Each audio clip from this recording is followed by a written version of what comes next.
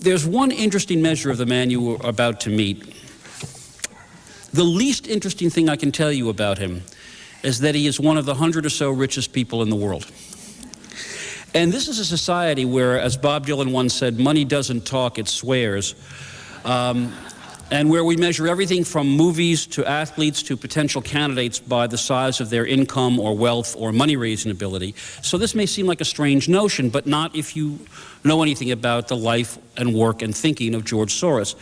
If you tried to present his life as a movie plot, the most credulous producer would say, come on, that's ridiculous. At age 14, hiding on pain of death from Nazis and their collaborators in Budapest. At 17, confronting the Soviet invasion of his homeland, leaving for England, existing on menial jobs and help not entirely authorized by various agencies, developing a passion for philosophy. At 26, coming to America with the notion of staying here just long enough to get a nest egg so he could go back to England and spend his life studying philosophy. A career on Wall Street always somehow ahead of the curve, and risking increasingly large amounts on stocks, bonds, currencies, ultimately outdueling Her Majesty's government on a bet that the British pound would fall that netted him and his allies in a day $1 billion. Let me put it this way. If you'd given Soros $100,000 in 1969 and left it there, by 1997, you'd have had about $350 million. That's the least interesting fact. Because slowly, somehow, George Soros decided that what he really wanted to do was to give his money away, but not to establish charities, but in fledgling efforts literally around the world to change society, to try to figure out how to plant the seeds of alternative institutions in very repressive places, to nurture the open society of which he's talked and written so much. His efforts now are literally cradle to the grave and beyond, from a Russian Head Start program to a university in Budapest to a study of American attitudes toward death. He is out to reform U.S. drug laws. He's out to train lawyers in the former Soviet Union. He's out to battle TB in the Third World. And in some 50 nations, he's busily giving away each year about $500 million of his fortune. And all the while, he is pushing and badgering nations and institutions like the International Monetary Fund and the World Bank to go headlong at global poverty itself. Just one of the topics that is covered in his new book on globalization. He has been called everything from a revolutionary plutocrat to the one man with his own foreign policy and the means to implement it, to failed philosopher. That's his term for himself. So, ladies and gentlemen, please welcome failed philosopher George Soros.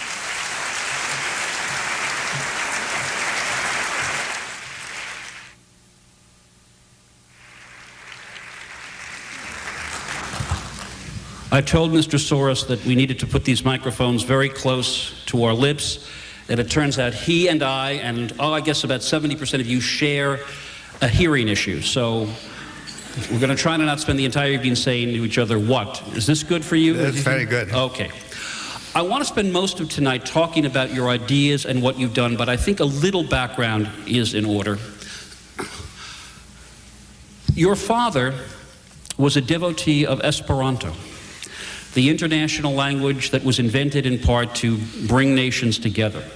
The question I have about this is, since part of your thinking has been about what we as human beings are like, do you think that in some sense that indicates that what you spend the rest of your life on is hardwired? In other words, do you think there's a certain genetic thing in the DNA that says, in one way or another, you were going to wind up trying to change the world? No, I don't think it's genetic, but I think it definitely is my father's influence. I mean, he has really had a great, he really helped form me. Now, of course, my mother also had a great influence on me, and I loved them both. And they were very often at loggerheads with each other. So this created a kind of a very strange internal conflict inside me, which it took me practically my whole life to work out. I can't imagine anyone in this audience identifying with a clash between a mother and a father. It's unknown to most of us. There's a more serious part of your early background, and again, I want to explore whether or not you think it had an impact. it's often been said of you that in your life, when you were accumulating the money, you, as they say in poker, would often put in the whole stack. The bets that you made were extremely out there. Right. On the yen, on real estate investment trusts, on the pound.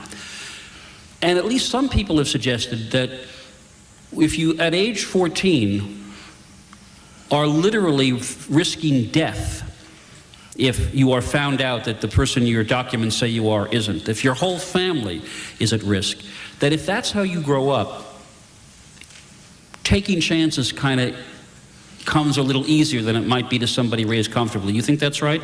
No, again, I think it definitely had a great influence, that experience of hiding from the Nazis and the danger.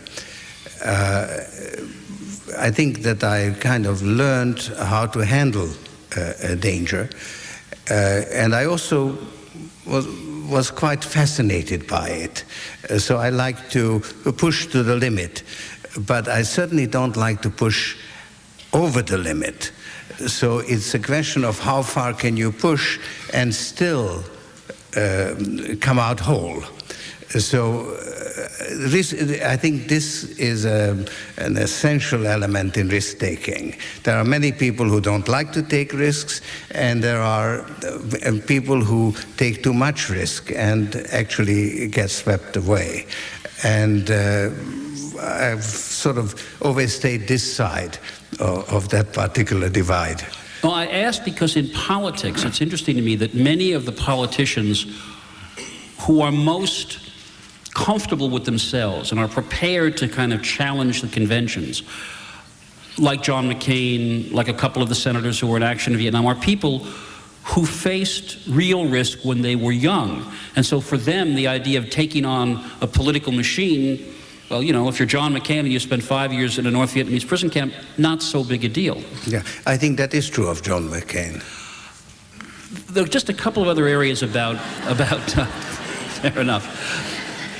A couple of other areas about what may have helped form you. When the war ended, and we're talking now about I guess a 15 or a 16-year-old, you practiced your trading skills, I guess it's fair to say, if not on the black market, then a gray market. You were... Well, actually, I started earlier, because I did it in '44, because my father used me as a kind of runner to execute currency transactions and gold. Because being 13, 14, I was less subject to being stopped. So actually I got a pretty early training in that. Even better. Do you think that as you went into Wall Street and were dealing in $100 million and billion-dollar gambles, I'm being serious about this, did anything from those formative years stay with you? Did it have any impact? Or is that just some romantic notion that we can dismiss? No, I mean, basically most of my life I have not thought about what happened in those, I put it behind me. But certainly I'd learned certain ways of acting, and particularly I learned from my father, you know, how to take a stand, when to take a stand, when not to take a stand.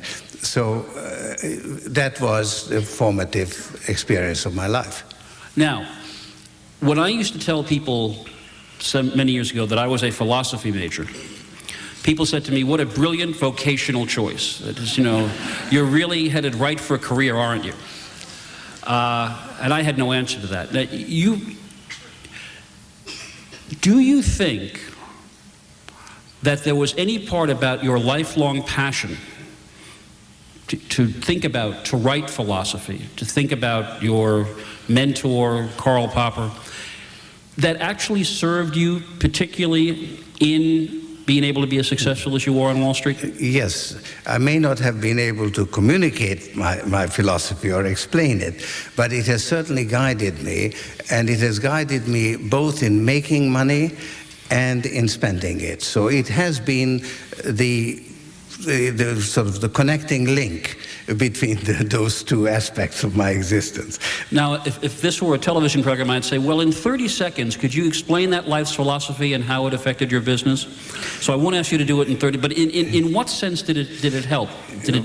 Well, basically the problem that I was trying to resolve is the problem of a thinking participant. That is, when you are thinking, you try to understand, but when you are participating, you change the situation in which you participate. So how can you gain knowledge? See,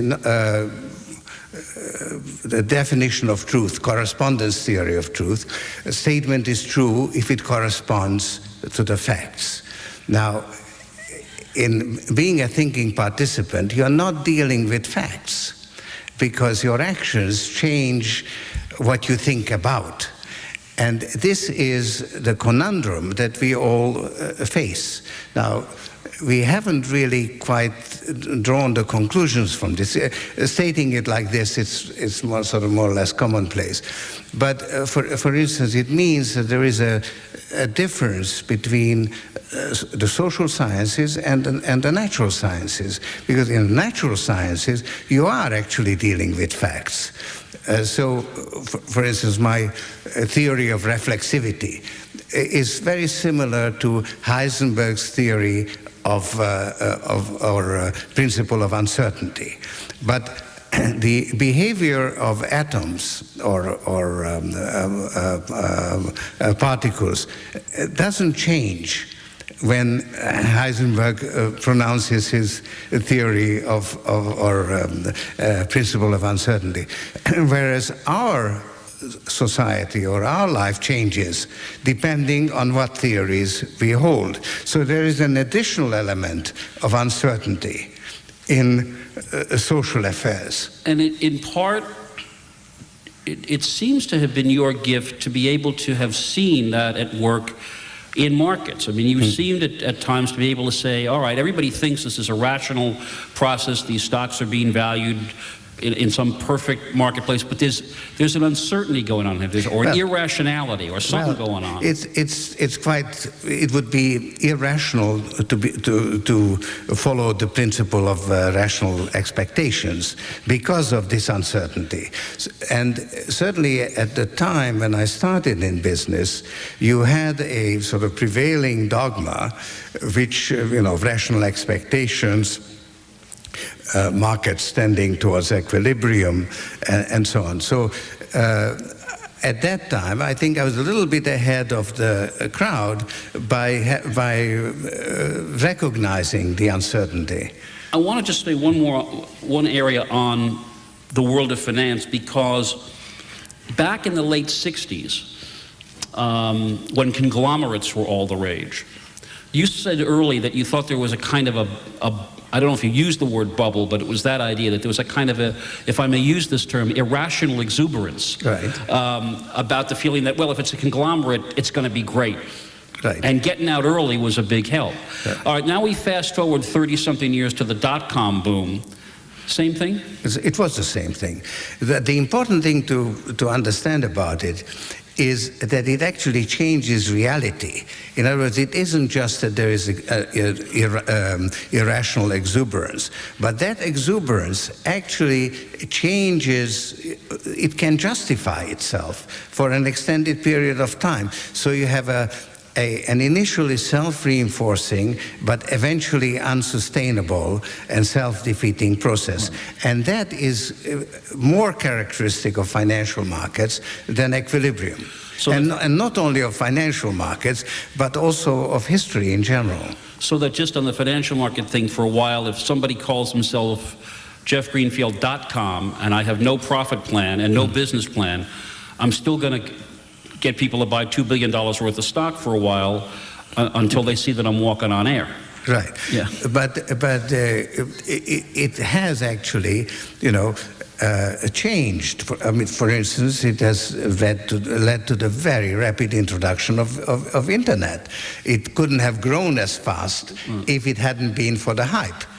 So now, for instance, you have the other side of it, and with, for instance, the Enron scandal, and a number of other things that are happening are the negative aspects of that boom bust.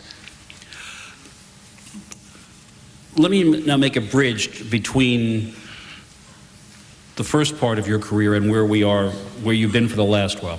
Because there was something interesting that you said, and I kind of alluded to it in introducing you. You said there is a tendency in our society to exaggerate the importance of money. And so I'm wondering to what extent you think your ideas about the international community, about reform, about all the things you're involved in, got a better hearing as you accumulated great sums of money. That people assumed, well, he's got to know what he's talking about here because look at all the money he's made. Well, absolutely. I mean, since I haven't been terribly successful in, let's say, expounding my philosophy as such, the fact that I have a platform is entirely due to the fact that I've made a few $1 billion.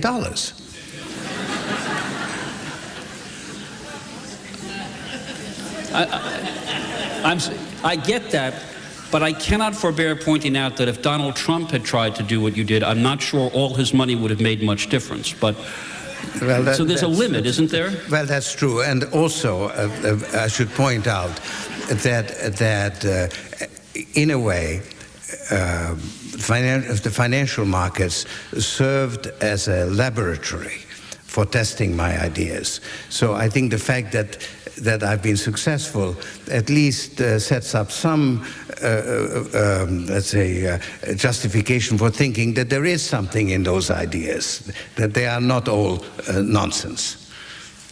Now, one of the things, and I don't know if I'm reading your history right, and I have a feeling you'll tell me if I'm not, but it's interesting to me that many of the things you first got involved in seemed to be, you looked at a closed society and you saw signs that the ice was cracking, and that's when you moved. 1979, the first signs that maybe in South Africa something may be changing. They want to admit blacks to the University of Cape Town. Black students have no money. You say, okay, I'll pay their room and board. You see in Hungary that the authorities are kind of letting economists have a free flow of information. You say, all right, let's send them a lot of books. Let's send them a bunch of Xerox copiers to increase the flow of information. You see Gorbachev in the Soviet Union inviting Sakharov back to Moscow. You say this, you know, is it correct to say that is a key to what you're doing, that you needed to see some sign of an opening in a previously closed society to say, now I can move? Yeah.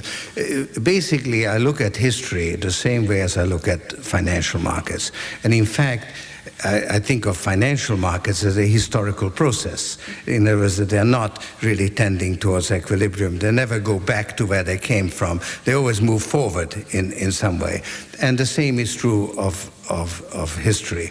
So I think that, and there are certain signs that I look for in financial markets to indicate that there is what I call a reflexive process in the making. And the same applies to history. And certainly I could see an opening in the Soviet system. And in fact, I sort of interpreted it as a boom-bust a kind of sequence which was approaching the bust. But when I started first, I set up my first foundation in Hungary in '84. That was during the communist regime, and my concept was that the communist dogma is false. And if you can show an alternative, if you expose it to any kind of alternative, its falsehood will become more apparent. Therefore, if you support anything that is not official state and party operation, but just empower people to do the things that they want to do, then the system will crumble. It was a very simple, very abstract idea, and it worked. But it's interesting to me that when China seemed to be opening, and I think what you've described can be shown perfectly by the fact that among the things that your foundations or organizations sponsored were, for instance, an attempt to find folk art and music that had been suppressed during the Cultural Revolution. That would be an indication of an attempt to say, all right, anything that isn't this official dogma will help. But it ultimately in China, it didn't, at least not yet. It hasn't yet cracked because, at least as I read the history, the folks in charge, they may be letting go economically, but they're not letting go politically or culturally. Is that right? Well, I set up, I took that idea to China. It's the same idea that I had in Hungary in '84, I took to China in '87. And I set up a foundation there. And while the foundation in Hungary succeeded, the foundation in China failed. Because the idea that I brought there was actually an alien idea for the Chinese. They have a certain mentality which I call the feudalism of the mind. And that is that they have a certain allegiance to a group. And they don't have the same tradition of freedom and independence that we have. So I took that alien idea there, and it failed. And I recognized that it was my fault in not understanding, how China is different from us. This raises a question that I've been asking as many people as I can, and it seems like it's an interesting one to put on the table for you. Because it relates to where we're going next, which is this whole war on terrorism and what to do about it. If you'd looked at Nazi Germany and Tojo and Hirohito's Japan when we were fighting them, you would not have seen many signs of an open society. And yet, 5 years after the end of World War II, roughly 5 years, both of those societies were open, stable, democratic, and allied with the West. And what some people have raised about this is the idea that says, well, what does that teach us? That you can take alien, hostile ideologies that have no contact with freedom, and if you defeat them soundly enough and occupy them and are beneficent, you can turn them around very quickly. Is there anything to that? Well, I think that well, certainly what you say is right, but I think that, for instance, Japan has many features, it still does, that don't make it entirely an open society. And in fact, Japan got into a lot of trouble when it opened up its financial system. It had a very good, well-functioning financial system as long as it was closed, as long as there were no alternatives. Then when it was opened up, it effectively collapsed. And China today faces the same problem. I went back to China after 12 years, just recently. And I had some meetings. I was sort of, how shall I say, we re-established good, cordial relations and this was the point that I was trying to bring home to the Chinese leadership, that joining the World Trade Organization, they are taking a tremendous risk. And to prepare for that risk, they have really got to move towards greater freedom of speech, freedom of information, even political freedom, because otherwise they will actually get into very serious difficulty. Are they listening to you on this? Do they believe you? Well, we had a good conversation, and they said, this is very interesting, but let's get back to the financial markets. See, here's what I'm getting at. You, trying to calculate, about 10 or 12 days ago, let's say 2 weeks ago, gave us a speech. You called it a conversation, okay, in which you were very critical about the Bush administration and its post-September 11th line. And this is what I want to push you on. You said, how can we escape from the trap that terrorists have set us? Only by recognizing that the war on terrorism cannot be won by waging war. We must, of course, protect our security, but we must also correct the grievances on which terrorism feeds. Now, the counter-argument that some in the Bush administration and some thinkers would argue is, wait a second, if you look at what we did in Germany and Japan, first we beat the hell out of them, and then their societies will reform. So that this, they would argue, is typical woolly-headed international thinking. You know, we have got to use overwhelming force, change the regimes that are spreading this terrorism if necessary, and that's the way to long-term peace. To which you would say? Well, to which I would say that you have got to defend yourself against terrorism. In other words, you can't ignore it or not react to it. But if you think that you can defeat terrorism by using overwhelming force, then I think you are actually doing what the terrorists want you to do. Because by applying overwhelming force, you then generate further resentment, and there is a sort of a pattern that would actually feed terrorism.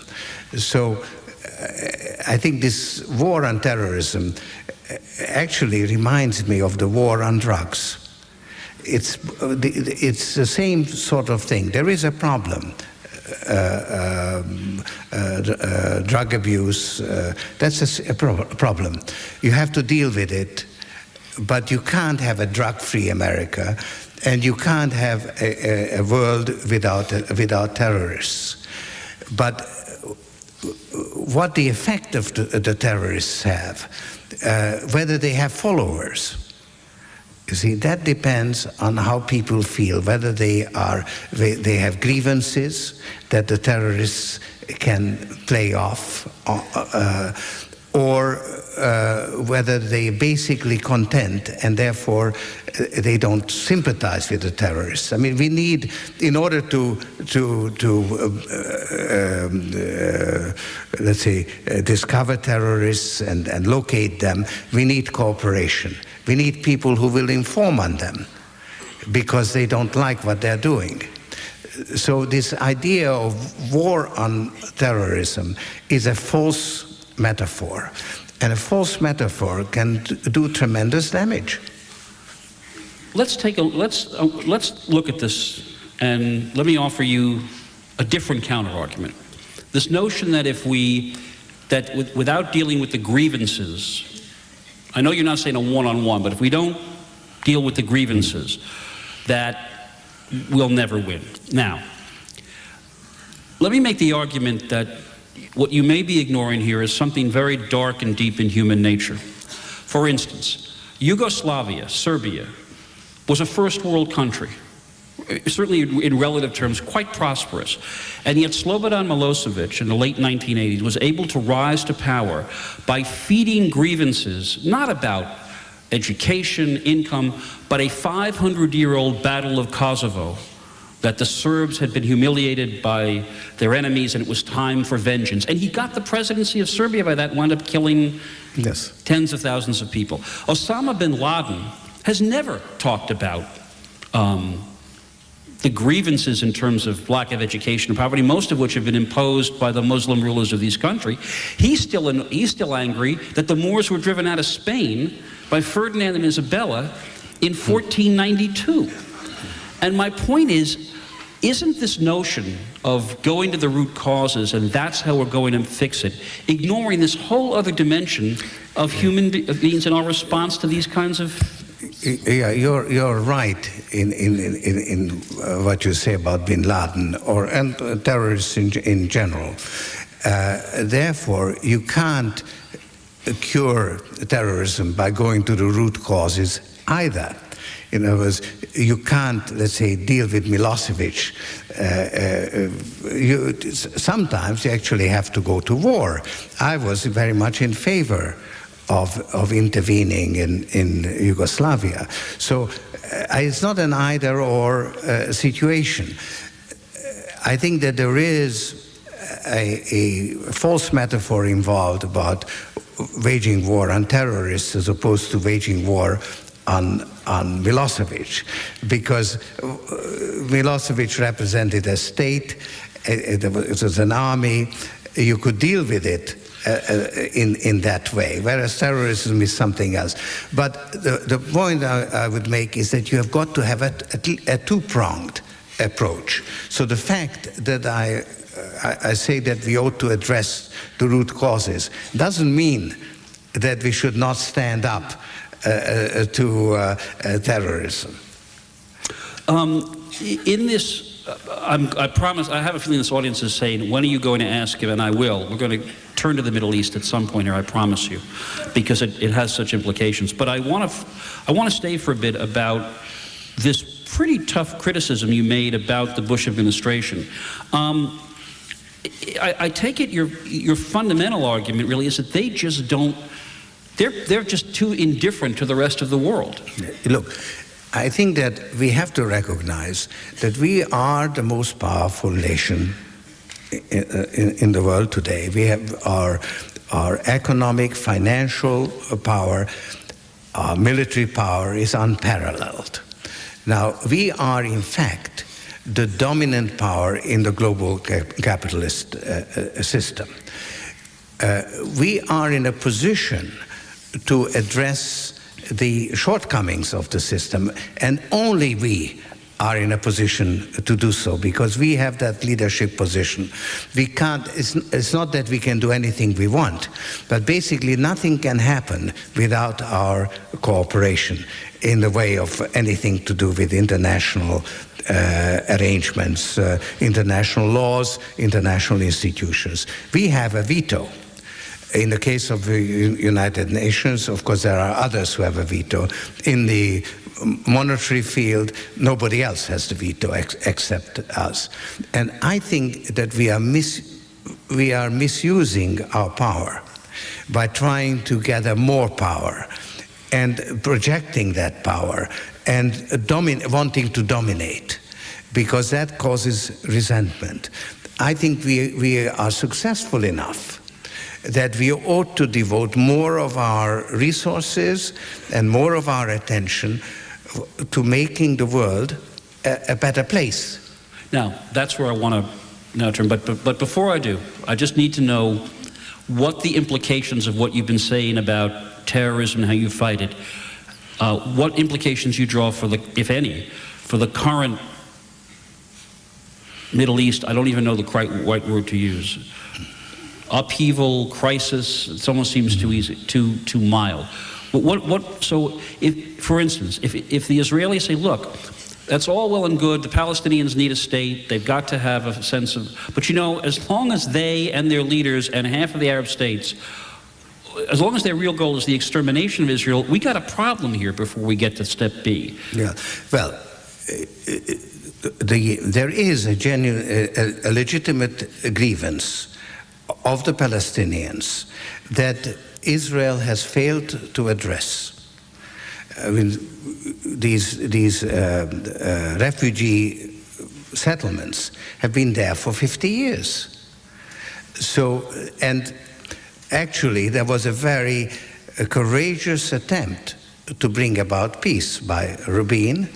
It came awfully close to success. So close. You mean Rabin or Barak? I'm talking about Rabin first, okay. Because that was really when there was really a kind of a sense of reconciliation as well as just a settlement.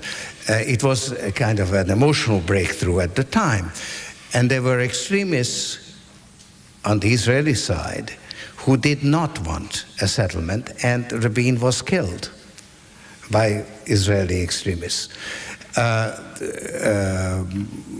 Similarly, I am very critical of the Sharon government's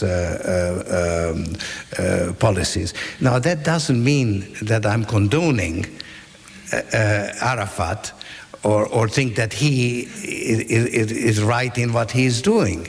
But I think both sides are now dominated by extremists. And there is a certain sort of boom-bust kind of self-reinforcing process where there's a victim who becomes perpetrator, who then creates more of a sense of injustice, which then feeds on itself. And this is really a race to the bottom. And there is this element, in my view, in the Middle East today. And I think that is a terrifying example for us in the United States to contemplate. Because I think we have got people similar to Arafat and Sharon in our government today. And you know, it's not polite to name names, but you know, in fact, you did 10 days ago. Yeah, you know, I think Cheney, Rumsfeld, Ashcroft have the same mindset.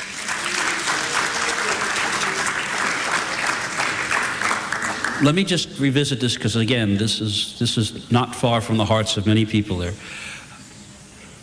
Understanding what you have said, understanding that Ariel Sharon is not Rabin, is not Barak, if the other side's fundamental problem is that they want to see the state of Israel as a Jewish state eliminated. I don't necessarily mean the people. I mean, one of the Hamas said, oh no, you know, the Jews can stay here as long as they're willing to live in an Islamic state of Palestine. If that first hurdle isn't clearly cleared, as Sadat cleared it back in the 70s, as Jordan did in the, I guess, the early 90s, maybe earlier. If that isn't cleared, how does anything? I mean, I know what people out there, some people out there are going to say to you is that you're a moral equivalency guy. Mm-hmm. You can't see the difference between one state that's got flaws, it's democratic, but it's got flaws, it's got bad leaders, it isn't, and these other guys who simply want this other state to go away. Yeah. Look, clearly you need an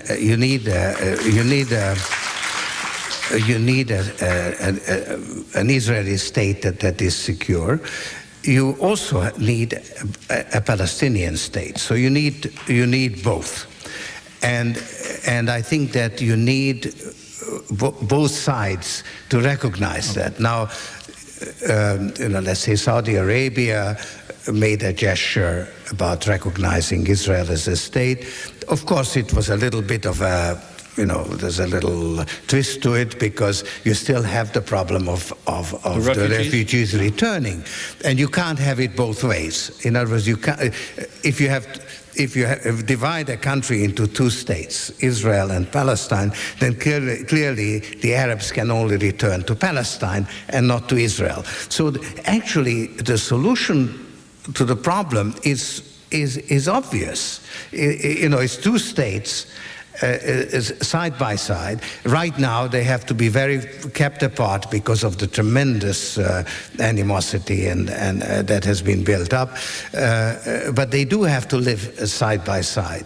Now, there are elements on both sides that don't want to get there, and they are successful. Okay, I want to move a little bit toward the broader issues of globalization and some of the things that you have said about this. It's interesting that, you know, at this point now, every time there is a conference of financial movers and shakers, I'm sure you're at all of these, you know, or invited at all of them. Just a few of them. Okay. It's World Trade Organization, it's Seattle, it's Italy, it's the Waldorf, wherever. And there are great numbers of people who fundamentally have argued that globalization in and of itself is responsible for increasing inequality and decreasing opportunity for the poor of the world. So let's talk about a couple of these things. First, is globalization, as you see it, inevitable and, well, let's start there. Is it something that's happened and that's it? And then That's irreversible. No, I don't think it's irreversible. It has happened before, and it has been reversed before, because you had basically very similar conditions in the late 19th century. I mean, I define globalization in a very narrow sense. To me, globalization is the globalization of financial markets. The fact that capital can move wherever it wants to freely. And that is a relatively new development in the current stage. I mean, we've been, moving towards globalization since the Second World War, but I would say that it's really only since 1980, when you had Reagan in the United States and Margaret Thatcher in England, that financial markets became truly global. Now, that has some very positive effects and some negative ones. Because capital can move around freely, it means that it can't be regulated or taxed as easily as it could before. Now, capital and private enterprise is very good at creating wealth. So liberating capital in this way has, I think, accelerated wealth creation of private wealth. But markets are not designed to provide public goods. That is the task of the state, or in this globalized world, you actually need some international arrangements. And that is what is missing from globalization. It's a lopsided development. Let me see if I can get very specific about what you want to see happen. I mean, classic example. A country like the United States has labor laws, health and safety laws, minimum wage laws. Capital now can flee. You don't have to make the sneakers in the United States. You make them in Bangladesh, and with virtually, let's say, no regulation at all about wages, safety, anything, right? Yeah, yes. What's to be done about that?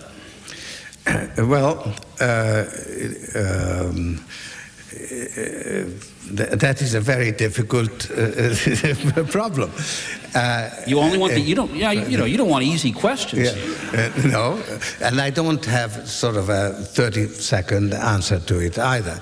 I've sort of examined the various institutions we have. We don't have similarly effective organizations for protecting labor, for instance. So today, China is a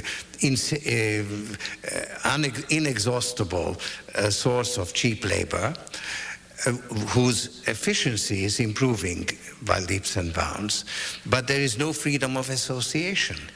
So the Chinese workers can't get their share of the increased efficiency. And that needs a strengthening of the International Labor Organization, ILO. Now, interestingly, the ILO has a very similar structure to the WTO. It has the ability to impose sanctions similar to the WTO. The only problem is that the countries haven't actually subscribed to the covenants of the ILO. There are 67 covenants, let's say, and the United States has registered 2 of them. And of course, China has registered none. So I think you need to strengthen the International Labor Organization. Okay, now, I'm sure this sounds, protectionist or retro, but what would be, from your point of view, what would be the problem with the United States, by legislation, saying to these companies, almost all of them want a deal in the American market, if your goods are made under those circumstances, under those conditions, you can't bring them into the United States and sell them? Clearly an interference with movement of capital, but on the other hand, What's wrong with that as a reform the only mechanism? thing wrong with it is that it would destroy the WTO regime. In other words, it would destroy free trade because, according to the rules of the WTO, that doesn't come into account. You're not allowed to use slave labor. That there's a rule against that, but there is no rule against cheap labor. And in effect, if you can produce cheaper in other countries, both sides benefit. I mean, international trade does benefit both sides. Where the deficiency is on the political side, that in China, if anybody tries to organize the workers, he ends up in prison. And that's where the deficiency is. Do you believe, as some people do, that if a regime opens itself up economically, it is in effect going to have to open up politically? That is, I mean, people think that to some extent that happened in Hungary. They tried to open up economically. The economists and business people said, you got to let us have more information, and it was inevitable. Do you think it's inevitable that a country that liberalizes economically, even one like China, will sooner or later find itself, whatever it wanted to do, becoming free politically? Not at all, not at all, because people who, the rulers don't actually like to abdicate their rules, so they do need to be pushed before they change. And of course they have to be pushed internally, but they also have to be pushed externally. And in fact, most of my efforts have been devoted to strengthening the demands internally for freedom, open society. You were very successful.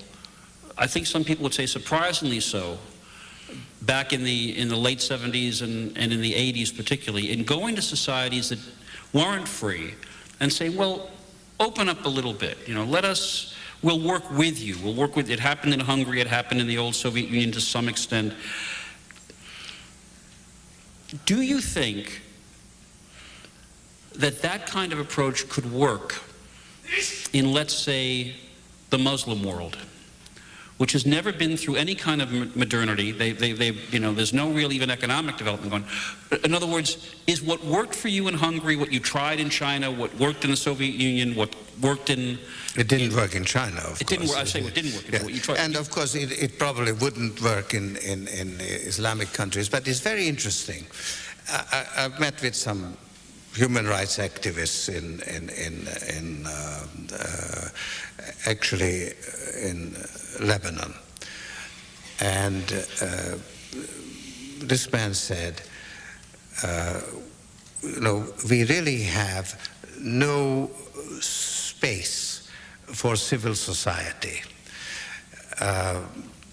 The Western powers deal with the government.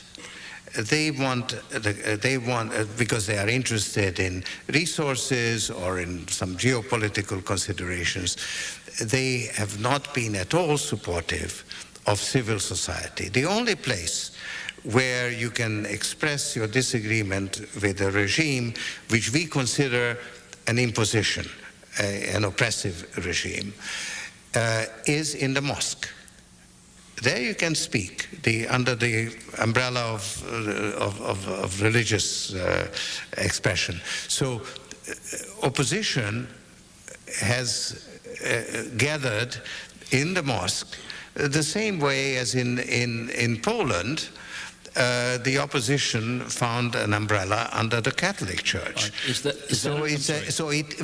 mean, it's not that it would really change things dramatically, or that you could sort of suddenly move over to. But we have been very neglectful of the internal conditions that prevail in these countries, because we have been interested in the natural resources, and it's the rulers who have the title. And so we've been dealing with them, and we have ignored what they do internally. But if the kind of messages that are being delivered in the mosques in some of these countries are not exactly the same messages that were being delivered in the churches of Poland. Right. I mean, quite the contrary. What part of their argument is that their rulers aren't bombing Tel Aviv right now. Right. So I guess my question is, if there were 30 younger, they don't have to be younger, 30, 20, 15 George Soroses out there with a great deal of capital and a willingness to spend it in creative ways as you did, and they said, we really want to see if we can begin to help change or create open societies in the Muslim world, is there anything concrete you could tell them to do now? Well, I think that particularly the role of women in Muslim societies is a sort of that is an area where there is room for opening, because it is sort of penetrating into these societies that there's an inequality between in the position of women. So I think there is room for a women's movement in these countries, which could move the countries in the direction of open society. But I mean, if you take a country like Egypt, there are a lot of people who are not happy with the regime, who are not Muslim fundamentalists, and they also have no room to express themselves. Now, of course, the problem is that most of the people in those countries, if they were free to express themselves, would turn towards Islamic fundamentalism. In Algeria, for instance, they were about to win the elections when the military intervened. Right. Now, in my opinion, if they had been allowed to win, today Algeria would be ripe for democracy, in the same way as Iran, where the religious extremism took power. There is a very strong movement for open society. Are you involved at all in Iran? No, I'm not involved in I think it would be very dangerous. But I'm aware of what's going on, and I read there are Muslim clerics that are quoting Karl Popper and go to jail. I'm going to turn to the audience questions, which look pretty interesting. But I do, before we do, I don't mean fundamentally in the Islamic sense, but at root, let's say, the work you've done, very creative, far more flexible than government foreign aid as we think about it. You've got people like Bill Gates come in with the Gates Foundation. I think it's a $17 billion endowment. Do you believe that individuals with that kind of resource, with those kinds of resources and the willingness to be creative can change the world more than governments and international institutions, or is it too big a job to just be left to individuals no matter how much money they have? I think that we can make a contribution and we can show the way, but I think you need governmental resources to back it up. I mean, you know, I'm spending $500 million a year. What you need for the Millennium Targets is $50 billion. So, but I think where we can be helpful is in, let's say, making the aid more effective. Because the trouble is, a lot of it has been actually counterproductive, because the aid is designed to serve the interests of the donors first, and the recipients second. I think why I have been, to the extent that I've been successful, is because I actually have no axe to grind. I let the people in the country decide their priorities. And I think if we did the same with our official development assistance, it would actually be much more effective. Footnote to this: do you like the notion of the very small scale efforts like the micro banks, where they lend, say, $25 to an Indian woman to buy a sewing machine, and then she becomes self-sufficient, and then they pay the loans back? Is this something you think? It's something that I think works. It has been shown to work. I think it needs to be scaled up. Oh. And for that, you see, you need something more than what is happening today. And that would be one of the things that I would do, is to create the infrastructure that would make it on a much larger scale. Okay, your questions. These are a wide range, which we always get. This is a nice, easy one. Who was the greatest world leader of the past 30 years? Well, whom do I admire most? I I would say Sakharov was the man whom I really admired. Andrei Sakharov. Andrei Sakharov, because of his moral sense. Not that he was not successful, but you know, in order to, when you stand for something, you have to fight losing battles, and he was one of those. As you recall, and I know I'm going to mispronounce this name. This is a question about the head of Malaysia. Is it Dr. Mahathir? Mahathir. Yeah. Left out a vowel, but all right.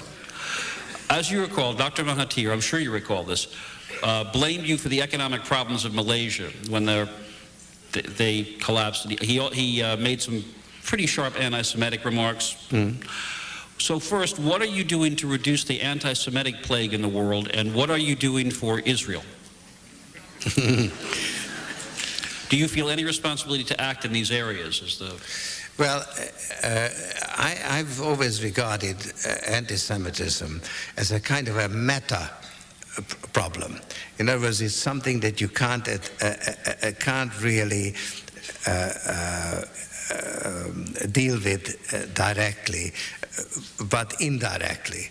In other words, in a way, I feel that I'm fighting anti-Semitism by promoting an open society. That's, you know, indirectly related to it. And as for the second part of the question about Israel, do you have any involvement in Israel? Foundation work there?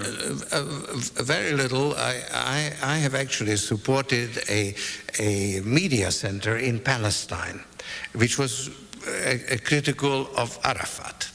Now, unfortunately, that media center has now been destroyed. But I thought that was an important thing, to help the Palestinian state to develop into an open society and not dominated by people who want to destroy Israel. What do you think of the anti-globalization demonstrations? Do they help the poor or hurt the poor? I think that they were actually helpful in drawing the attention of the authorities and the elites that there is something wrong. I think that their thrust was misdirected, because it was directed at the international institutions that we have, whereas really most of the misery and poverty in the world today is due to bad government in less developed countries. That's why one of the reasons why they are less developed. Do you agree with the man whose name, of course, at this age I have forgotten? He's a Nobel laureate, an Indian, who argues that Amartya Sen. Yeah, that democracy is a great antidote to poverty. Yes, he says development is freedom, and I subscribe to that. I only interviewed him a couple of years ago, so we better finish this interview fast before I decide that I'm interviewing the manager of the New York Yankees. There are a couple of these questions are unavoidable, but they're friendly. What's your favorite thing to spend money on? Or, and it is a different question, what do you do for fun? Well, first of all, I like to do some sports. I play tennis, ski, and so on. And I like to read, and I like to have a good discussion. You don't need billions of dollars, do you? And this is not the same question, but it's the question here. I love this. This is why I like this. Do you do well at the racetrack too? And the point about that question is, does it all boil down to being a superb gambler, and isn't that a gift? Now, before you shake your head, in this biography of yours that I read, both your son and a long-term acquaintance have said this about you. They said, he thinks it's a science, but it's not. It's this intuitive art. His body, you get back spasms when you feel something coming. Is that true? Well, that is true, but that wouldn't help me at the racetrack. Okay. But I guess the question is, at some point, doesn't it come down whether it's that good-looking 3-year-old Belmont or that questionable new monetary instrument that you get some point you just have to say, I'm going. Well, I think that it's preferable to bet when you have an edge. When you think you know something that the others don't. Now, you may have that knowledge in the racetrack, and some people do, but I don't. Okay. Why shouldn't the heads of Enron and Arthur Andersen be jailed for 20 years? Why shouldn't they? Yeah, no, look, I think that there's been a definite excess. They've misused the rules that prevail, and they are responsible. I'm particularly critical of the auditing profession. I was just reading an article in the New Yorker describing the fact that they were lobbying, they were fighting with the SEC. When Arthur Levitt tried to separate the consulting and and that is, you see, I think that as long as you play by the rules, that's fine. But when you bend the rules, and particularly when you fix the rules, and use your clout, your financial clout, to introduce or abolish regulations and so on. That's where we are going wrong. The second part of this question, I didn't mean to leave it out. China leads the way in punishing white-collar crime. What is your opinion? Well, I'm somewhat critical of the Chinese judiciary system. In other words, they execute people a little bit too freely. And it's very interesting. I had very good discussion about this in China. They are now moving to establish a genuine legal system for commercial law. But they are very far from using those principles in criminal law. That's I think that's the heart of this question, is that apparently what you're saying is that, at least in China, they really think they can just split this difference, that they can be an open economic society or more open and a closed political society. Yes. Now, this is a nice, easy one, okay? What is your outlook for the global geopolitical economic trends in the next 5 to 100 years? I would say mixed, but you may have a good answer. You may have a more subtle answer than that. I think it's a good answer. I actually think that we have a choice. And we can make this global system work by addressing the shortcomings, or it's going to collapse, as it collapsed before. And it will collapse politically, in other words, for political developments. And since the United States is the linchpin, we are the imperial power in the world today, it's up to us which way we go. And the trouble is that we don't have the vision or the sense of responsibility that goes with our position. And we don't have the leadership. I'm very critical of the Bush administration, but I'm also very critical of the Democrats because they don't offer an alternative vision. So the way we are going, I don't think the system will last, because if the participants don't benefit from it, it's basically an unstable system. But you know, maybe it's because I'm in the middle of this, of two different books. One is this Robert Caro biography of Lyndon Johnson. We're now roughly about 50 years ago, and sometime in the next 200 years he's going to get to the presidency. And another book is about Cicero, that's about 2,000 years ago. And I come away with these books very depressed because, and maybe I shouldn't be, because it's the same damn thing over and over. It's greed and it's short-sightedness and it's appealing for it's pandering for political gain, for the shortest term goal. And as far as I can tell, and you may have a different example, except for the years after World War II, this country has never been really, the United States, forget Rome for a minute. This country's never been very big about taking on an international responsibility with vision. So yeah, but you know, it's a relatively new position for us to be in. We've had very strong principles of freedom internally with the Constitution, the Bill of Rights, and so on.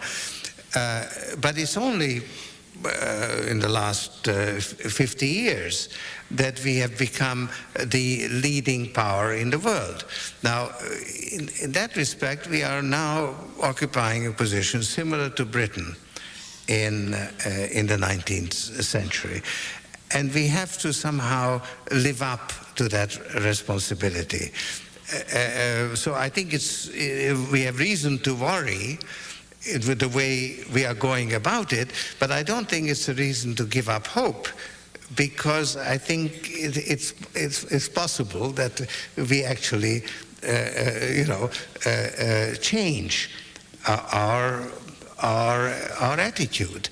And I think we really need to work on a change of heart in the United States.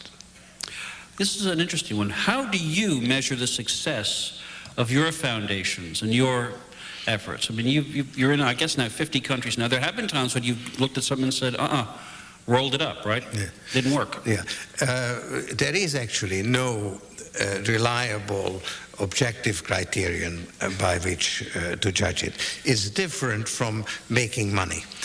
Because making money, you've got the bottom line. And here you've got a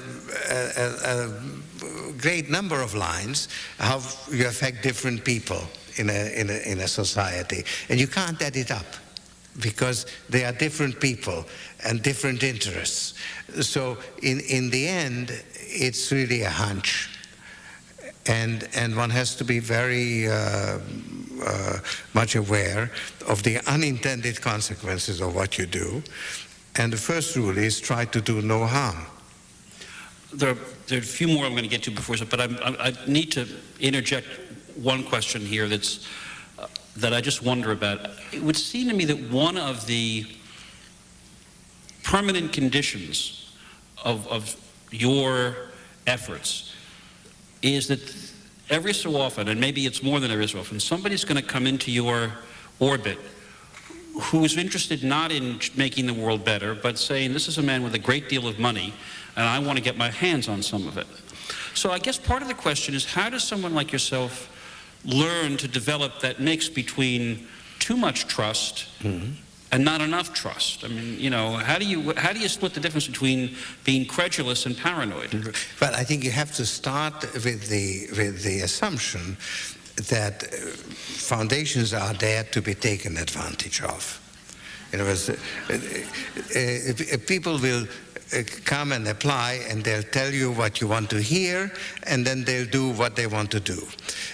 So that is, and I don't think one should be angry with them for taking that. So you have to have a certain processes like competitions. Mm-hmm. So that you ask people to say, this is the area where we are willing to support, please submit your proposals, and then we choose. And of course, sometimes we choose badly, but the fact that you've got competition is a help. So my proposal for a study of the impact of sudden unearned wealth on a late middle-aged man probably doesn't have much of a chance, I guess. Okay. Well, submit it by all means. Couple of specific questions. Where will the euro take the world economy? The euro. Well, look, the euro is a political creation, and I think you can't have a common market without a common currency. So it creates greater unity in Europe. You then have a problem of the relation between the two major currencies, and there are possible problems there. But if you're looking at the grave or the gravest situations facing either the Anglo-American or the European-American economy or the world economy, do you rank the euro problem fairly high, or is it? No. I think the euro actually is, it's in existence. It has its problems. Altogether, Europe now is in a really interesting phase of its development. In the next couple of years, some really major decisions have to be made about the future of Europe. What about Argentina? Is it going to survive the present financial chaos? I would say it's the worst of all possible worlds. It's a disorderly breakdown, and it's sort of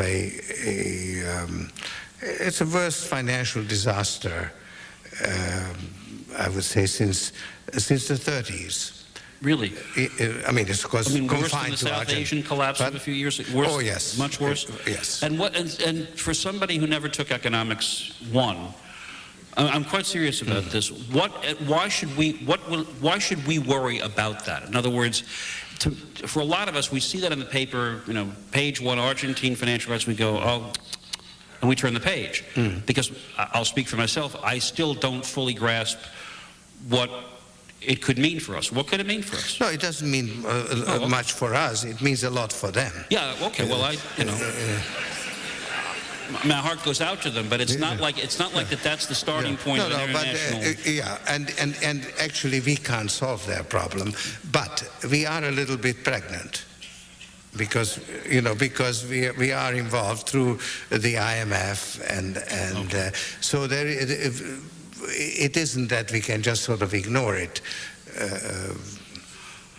What about Cuba? Well, this is a world tour. What's your prognosis for a post-Castro era, and what should we be doing to breathe life into this communist regime? Let's amend that. What should we be doing to breathe life into, or should we be doing anything? Are you involved at all in Cuba? No, actually, I'm not. I'm already suffering from imperial overstretch, so I don't think I can be involved in everything. But,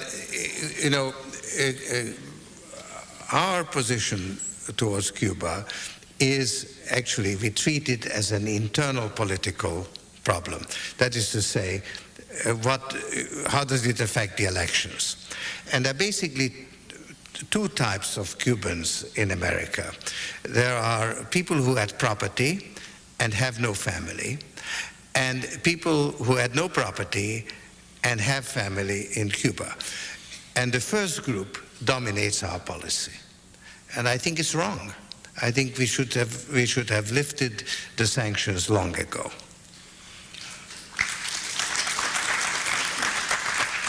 Will the U.S. effort to cut off the sources of money for terrorism succeed or fail? What's the best way to succeed in this effort? We heard an awful lot about the effort to dry up the terrorist source of funds, and that we try to engage other countries in it.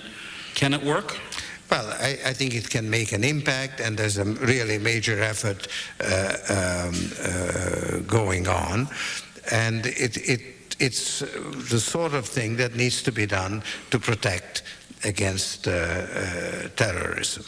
Now, it's interesting that we were opposed to the OECD standards for international cooperation on disclosing information prior to September 11. The Bush administration refused to cooperate.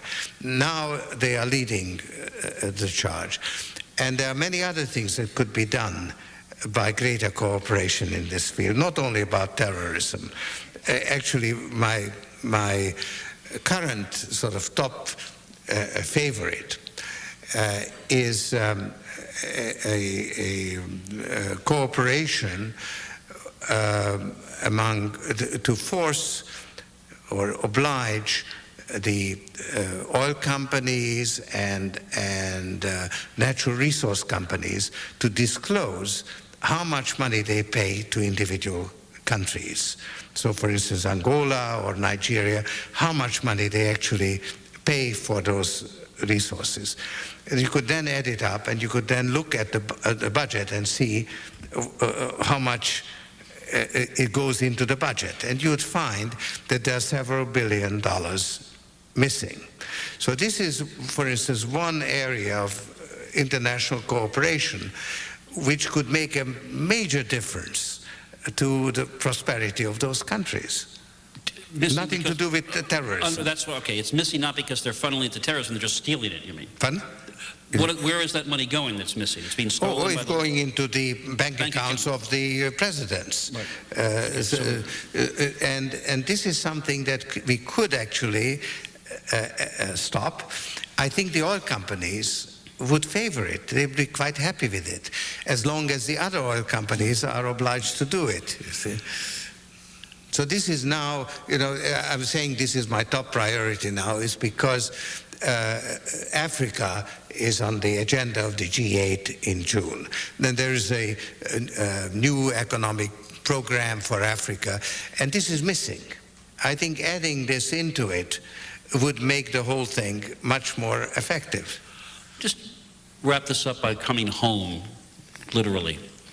If you feel as strongly as you do that this is the one country that has the power financially to reshape these international arrangements and therefore to change the world for the better, and you don't like the direction that things are going in now, to what extent have you used your resources, which is a polite word for money, to influence domestic politics? Do you contribute a lot of money to candidates?